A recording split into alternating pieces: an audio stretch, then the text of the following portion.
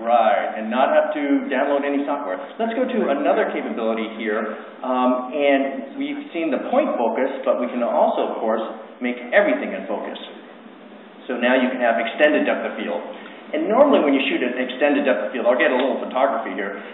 Normally when you shoot extended depth of field, you shoot with a very small aperture, so you have less light. Well, we shoot wide open aperture all the time, and now you select the depth of field you want. Let's go to another capability, and this next picture is really interesting because it really speaks to the multi-dimensional data that we're capturing.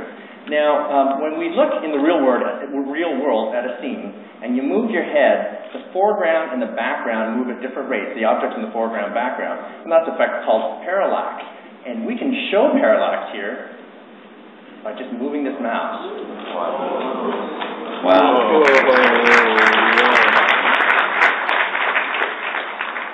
You didn't clap for the focus stuff? Out in the demo hall, we're going to show 3D, so stereo 3D images. All these pictures are 3D compatible, and we'll show them with the 3D glasses out in the demo hall. So let me get this straight. Same picture, right. Same data that's in the file. Right. Sitting on my computer for 3 years, and I've only been watching it on this Mac, which doesn't happen to have a 3D screen. Right. Then I get a 3D screen. Right. From somebody. Right. It doesn't matter.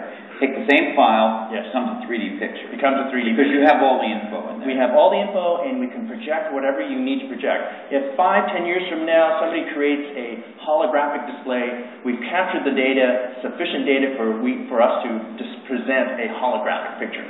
But you can't demo that here. We can't demo that yet. Maybe next EJD. Okay. So the next MacBook. This is the next MacBook. Yeah. Now, what I'd like to do now is talk about the camera. Yeah. And we had a number of, well, let me back up. Prior to Lytro, to take a light field picture like this required a room full of equipment. And our innovation is being able to take that room full of equipment and put it into a consumer handheld camera. So you ready to see the camera? I am. Well, before I tell you about the camera, there's one other thing. Some of our design objectives was to create a product that was very easy to use, where form follows function, the user experience. Really? Yes. That one out of hard to use and form doesn't follow function. And yeah, well, it's really complicated and big. It's amazing how many cameras go down that route. Okay. So let me unveil the Lytro camera. So this is the Lytro camera. And it's iconic in design. Yeah, it doesn't look like a camera. This is very lightweight. Kind of a spyglass. Yeah, it's almost like that. It's very lightweight. It weighs 7.5 ounces. I'm sure. And this is an extruded aluminum, anodized aluminum outer skin, which is also a structural skin. It has an 8x optical zoom, which has optical zoom, and it has a constant f2 aperture, which means, most cameras don't even get close to this kind of optical lens performance. There are only 2 buttons on this camera. I was going to say, there's no button for zoom. Where's the zoom? Well, let me get to that. There are only 2 buttons. There's an on-off button, and the on-off is instant on. It just turns on instantly. There's a shutter button, and of course that's for taking pictures. Now the zoom is this touch surface on top of the camera. So no knob or anything. It's a touch surface. Is there any way we can show that? I don't know. Probably not. It'll be hard to, yeah. But I'm telling you, I'm doing this and the thing is zooming.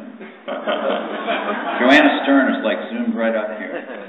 On the back of the camera, it's a glass touchscreen, multi-touch, so you can take pictures. This is a touchscreen. Yeah, and you can review the picture. So if I tap, does that focus it or? No, right now you're in. You're going to take a picture, so it's just. Zooming in on that part of it. Okay. And when you play back a picture that you've taken, normally in other cameras you have to throw a switch or something.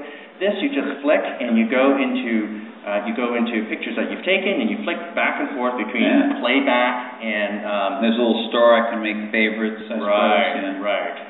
So it's like some other devices we've seen which work with swiping. Yeah. We like to stand on the shoulders of giants here. Yeah, that's what people say who are going to be sued for patent. Stand on the shoulders of giants. Are you ready to? I didn't mention litigious when I was showing Steve Jobs before. Am I ready for what? Are you ready for us to take a picture? Yeah. All right, Eric, why don't you take a picture? Okay, we're going to take a... Eric, you're the